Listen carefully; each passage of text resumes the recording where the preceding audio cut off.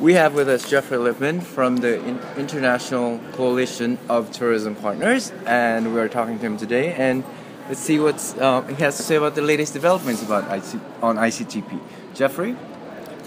Well, Nelson, I'm happy to say that ICTP is moving very clearly along its development path. And we started off, Thomas Steinmetz, Alain Saint-Ange, Faisal Mohammed, 4 very different people from different parts of the world, different activities, publisher, a serial bureaucrat, that's me, a minister, and a businessman. And we started off with the idea that there was a place for an organization which was not about summits, but about the bottom of the pyramid. And that in the sector, there should be a way to get a people dimension into the business. Alain Saint-Ange has been very, very strong that tourism is about people, and that we have to make sure that this is where our focus is. I am a passionate and have been a passionate believer in the need for sustainable tourism and how it's evolved into a government and I think an industry recognition that we have to be part of the green growth transformation. Growth is very important, but if that growth doesn't fit into the way that the world is moving in its sustainability development, from the Rio Earth Summit to the Earth Summit in Johannesburg in 2002 to the Rio Plus 20 in 2012, the world is actually reframing and strengthening its belief in the need for sustainable development. And this is not about just ecotourism or putting towels in the bathroom or switching off the lights. This is a big change around poverty and gender equality and the Millennium Development Goals and cleaner, renewable energy driven world. And tourism is highly visible, and tourism has all the figures that we've had, which I was lucky enough to be helping to develop with WTTC in the 1990s and WTO in the last few years. We know that we're huge industry. We know that we have huge benefits in jobs and in trade and in GDP. But the challenge is that we are not paying enough attention to the real need to look at the impacts alongside the benefits. Okay. And ICTP has set itself out to be that organization. We are therefore not part of the core industry activity. We are making ourselves present. And the great thing is... Do you want to be part of that dynamic? Well, let me just make one other point and I'll answer the question. What we are trying to do is we want to work with everybody. We don't believe now, the time of small groups in closed door rooms deciding how they will align their position and not opening themselves up to the vast majority of people. ICTP is going to operate in a different way. We're going to use the internet. We'll work with these guys if they want to work with us, and if they don't want to work with us, we won't do it. But we will constantly be pushing this agenda of green growth and quality across the spectrum, not cheap and nasty stuff, and having an orientation about the people who travel and the people who live in the places where they travel to. Well, you are quite the man when it comes to starting up organizations. We are all aware, or if those of you who are not, you are instrumental in forming WTTC as well as the STEP program. Tell me, based on those experiences, what have you learned from those experiences that will enable you to bring ICTP to the forefront and achieve your goals? That nothing is permanent, nothing plays out the way you think it will play. You have to keep your mind open to change, to transformation, and I'll give you a perfect example of that with how we've transformed and plan to transform ICTP in the coming 6 months. And also that you're not always right, and when you're not right, you have to go back and you have to do the things over in the right direction. I've also learned that the bureaucracy is fantastic. There's an enormous number of good people out there doing good things. And I also know that it can be slow and it can be blind to a lot of issues. And if it's all moving in the wrong direction, and I believe that is the case on the green issue, we've not gone far enough, fast enough, then you have a challenge to bring it back into place, which is why you need splinter groups, you need people with different opinions, and in the modern age with the digital world, you can actually collaborate and get all the opinions. So, what are the specific goals that you have in place in the next coming months? Investment. I mean, this has partly come about because my company, Green Earth, has got involved in what's called impact investing, and I've suddenly seen how little of the needed investment goes into the travel and tourism activities, and how little of that goes to the places where it could do the most good. And Martinus van Schalkwijk, the minister from South Africa, who I have a lot of admiration for, has spotted this in terms of the development aid generally, and he's saying in many places, he's saying we get 9%, we're 9% of the GDP, directly and indirectly, we get less than 0.1% of the development aid. But there's another side of it, because the whole public support for development is reducing. And the key is the private funding. And if you can get the private funding, which is 9 times, 10 times the development aid, to come towards tourism, if you could get it to go to the smallest, not the biggest, the 80% of SMEs who make up the bulk of the industry, and if you could get them to be doing the right things in terms of the Millennium Development Goals, which are now going to become Sustainable Development Goals, if you can build that into their practices, because that's how they will get the funding from the private sector, you can make a huge change. And that's where ICTP is going to put a lot of its focus in the coming months. It's going to try to secure private sector investment for its members and for the stakeholders who are involved with those members. Okay, you bring the public and private collaboration. I know the disparity between developing countries and developed countries in terms of putting significance to their tourism industries. Most developed nations, such as the UK and the United States, they do not give a strong emphasis on the travel and tourism sector. But they're giving more. Some of it good. If you look at the United States and you see what has happened as a result of industry pressure, the last 2 or 3 years, the whole creation of Brand USA, the president pulling together, I watched the presentation this morning of a cross-cabinet level committee and saying collectively produce a tourism strategy that shows me that we can create jobs. That's a big thing. That's very good for Brand USA, because it's a process. Reducing visas. That's reducing visa requirements. I would argue, whilst increasing the number of people to process people faster as they come to the country, so that you come and it isn't a terrible experience when you arrive, but they've started to reduce the visas. And I think that in the United Kingdom, in Europe, they have failed to see the value of it. And I think the more that the United States does this and China does this, you will see that Europe will start to respond in the next 6 months. It's a competitive game.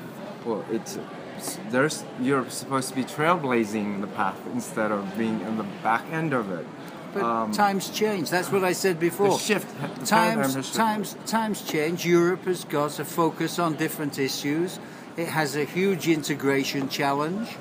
It's everybody knows Europe has got to do a lot of shifting to keep on track. Do you agree that the economic shift towards the East is as it is being reported? Sure, but it's not happening. It's not happening in reality so fast as people think, and in such a large amount as people think. What's happening is the growth rates towards the East and to the BRICS are increasing and have been increasing almost at twice the rate of the OECD countries. And that's not in tourism. I mean, that's just in the way the economies work. And that will continue. And there's massive potential. So if you take a 20 or 30 year time frame, definitively the East becomes a much more dominant area. But at the moment, the bulk of international activity is still in the European group and the United States group. And it's going to take time, even with the different growth rates, for those amounts to reduce to the level where Asia is equal and more dominant than those areas. So we're looking at, but the direction is clear. It's number of people, it's the way the economies are working. Yeah. Well, China with it becoming such a dynamo in every aspect of the economy has surpassed. It's now the top outbound traffic. So just a little bit of disparity there, because Asia is, you think of it as a one whole region, whereas there's individual performers within that region that are outdoing the rest of the world. So yeah, it's not. I mean, it is at the moment. China is a phenomena. It is a superpower like the United States, and in my view, I've always believed this since I first went there in 1980. China is a long-term planner. It understands where tourism fits into its economy, and it's on a long march to become a superpower. But it's not the only country. Indonesia has suddenly emerged. Right. Korea is a major player on the global stage from nothing over 40, 50 years. Japan is still a powerhouse. Australia, small, but in our sector, a significant tourism centre. India has this huge population like China. It just has a governance system which holds things back because it's much slower in the way it acts. China wants to build 100 new cities. It makes a decision, builds 100 new cities. India takes... But over the long term, you have that growing population of 1 billion people. And that 1 billion people all have a desire and an opportunity to move into a higher category of living. A lot of poverty, but a lot of opportunity. Okay, you mentioned, I know your history with UNWTO, World Tourism Organization, aka UNWTO. You were just at the General Assembly. You've seen the General Assemblies. What lessons? I read your article as well. But coming from you, besides my article, what is your perspective on that General Assembly? Oh, I think that, I have to, declare an interest. I was at WTO as Assistant Secretary General when Walter Mzembe came along and said, we are ready to come back into the UNWTO. There was some financial stuff that had to be settled.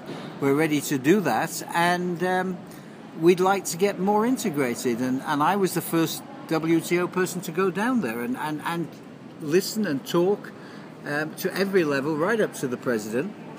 And my advice when Tel Aviv asked me for my advice for what it was worth is that this is a wonderful opportunity. And I have to say that Tel Aviv and the organization, they had the vision and they executed it, and the countries both performed exceptionally well, you could argue it should never have happened, and you can make a case for it. But my personal view is they did a terrific job. People who attended the assembly actually, compared to many other assemblies I've attended, they thought it was a good and successful meeting, and my view of it is it was a successful assembly. Okay, let's talk about STEP, Sustainable Tourism for the Elimination of Poverty. It's been a cloud, it's been a hovering cloud for quite some time. Are we going to be seeing some clarity in this respect anytime soon? Look, STEP was the right thing at the right time as it was formulated. I was the architect of STEP. I was in Johannesburg. I realized there were these developments around sustainable development and around the elimination of poverty, and that tourism was an industry which could do a positive thing, travelism as I call it, the travel and tourism value chain, because it's not just tourism, it's the whole aviation and all that goes with it. If you could make sustainable tourism really try to become sustainable, and you could scientifically put it into the game of reducing poverty and measure that, and take more and more of the things that worked and less of the things that you measured and didn't work, you could have a really serious 1 + 1 = 3, because you could do good sustainable tourism, you could do great poverty reduction, and if you put the two together, you could do a lot of economic building value added. It started off the right way, and it needed money. Right, okay. It's not a money tree. STEP is not a money tree. Well, it's not a money tree, but it had to have money. I have to say, the original vision was we wanted to raise $500 million.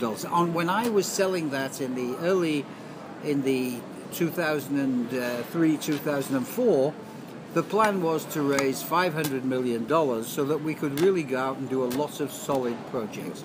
It didn't do that. It did a lot of seeding of small projects. It got its funds from the Korean Foundation. You can argue. What is the Korean Foundation? Well, now it's a separate entity, separate from UNWTO. Until the last assembly, it was a part of UNWTO.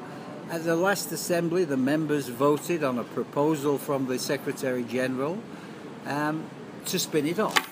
And now it's uncertain what it is. It will seek to become an international organization. As I read the papers, it will seek to become an international organization based in Korea, promoting the same things that it's been promoted inside the UNWTO. And the reason for that was that it suited both parties to have that. Okay, so you are confirming that STEP will no longer be under the umbrella of UNWTO. Yeah, I think the Assembly confirmed that. The Executive Council of UNWTO and the Assembly confirmed that. And I think, it was said several times that what it becomes will now be determined by those people who join it, but it won't be done through the UNWTO. And Taleb Rifai said the UNWTO would certainly work with it. And my view on this is, all organizations have to change. I think the current administration have done a great job of putting it together. I think if it just ends up being the same people doing the same thing but in a different house, it will not succeed, at least with the vision that I had of it in the beginning, that it could raise serious money and do things which pass the metrics test of sustainable tourism and its impact on poverty elimination.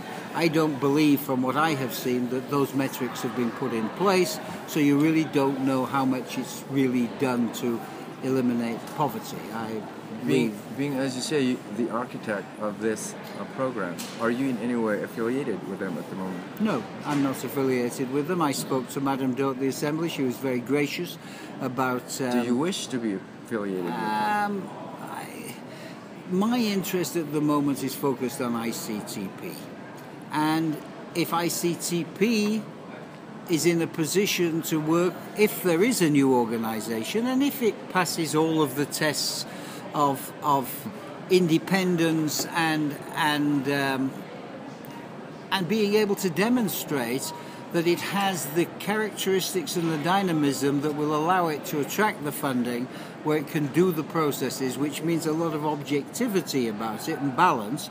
I think ICTP would be really happy to work with it, and I would be happy to work with it, yeah. Your thoughts on what the general situation of the travel and tourism, global travel and tourism? Well, we've weathered the storm, and things are economically, seemingly, in reality, better than they've been the last couple of years. But the fact is, everybody knows we're tied to the economy, and I know that the economy is very fragile. If Europe manages to deal with its financial challenges, if America manages to get through this ridiculous period of gridlock in the Congress and the fundamentalists holding the system to ransom, and if we are lucky not to have any ultra disasters, whether they're man-made or physical, then we can move forward along the same path. But I think the biggest single issue coming down the pike is this green transformation. We have to have that green transformation, and our industry has to understand there will be huge costs of adjustment and huge benefits if we manage to adjust. And that's where I see us poised at this moment. I'm glad that you mentioned that, because there really has been lack of discourse on climate change recently, because there has been no calamities, big calamities, since Japan. So it seems like there hasn't really been much discussion on climate change. Well, I think the industry did its thing on climate change in WTO. In 2007, when we had the Davos event, there was a very big work program. It hasn't been taken up. That's a fact. I think we were plugged in at a certain time around Copenhagen when the climate change issue, and then the governments found a fix actually at Copenhagen. Whether people like it or not, they found a way to deal with this. The big issue has been around the airlines, and the airlines have also found a way to deal with this issue. But are we in the forefront of the thinking on the transformation? Are we in the same place, for example, as the global compact in its relations between the public and the private sector? No. And I think that's the biggest challenge in the coming years.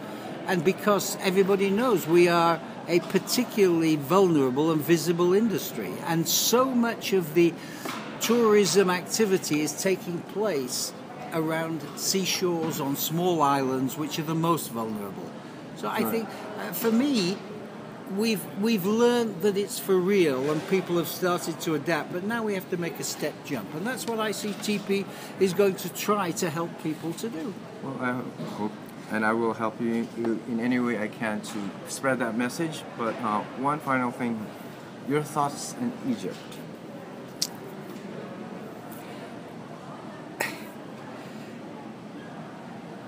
It's very difficult in any country when you're in the middle of a revolution to promote tourism. And when tourism is the centerpiece of your economy, and when you have a 5,000-year history as a leader of mankind, as the Egyptians have been, and you have all this treasure that they have, historical and cultural and tradition, it's very difficult to be advocating that there should be more tourism at a time when there continues to be civil disruption. I believe Egypt will sort its problems out, but there are political challenges which, like any country, they can only sort out themselves. During that period, I think people can do things to promote tourism to areas where there is no obvious conflict, right, for as long as that is happening, and then you have to just hope that there will be no conflict moving in those areas. Whilst you're doing that, I think you could do one other thing at a national level. you could plan for this green transformation. I did a lot of work in Egypt a few years ago with the Prime Minister and the Tourism Minister around Sharm el-Sheikh. And it's clear just how much potential there is for green growth transformation in Egypt. Okay, so frame green growth transformation via this Egypt situation. Mm-hmm. Well, you do long-term visioning quietly with good people, local people, international organizations, and you say, in 10, 20 years' time, this is what we will have to do to respond to the world as it's changing. This is what's going to happen to the pyramids if things go the same way, whether it's numbers of people and the impact of reaching capacity limits, or whether it's something resulting from climate change and desertification.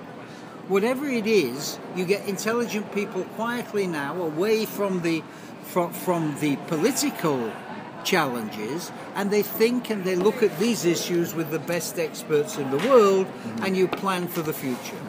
One thing that I have to say about what's going on in Egypt is that as much as there's been the slow process of revolution, as you say, being ongoing, there hasn't really been any tourists harmed or well, killed. You may say that, but the first one that happens, and the risk factor is high.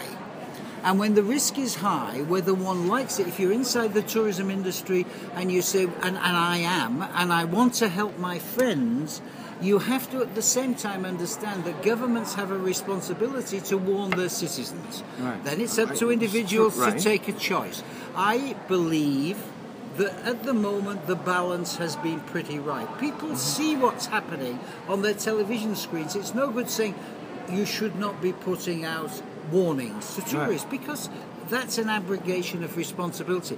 The biggest thing that can happen is that Egypt can, over time, like Ireland, can solve its challenges, and then it can proceed as normal.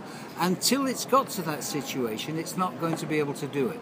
So you don't think tourism should be ongoing?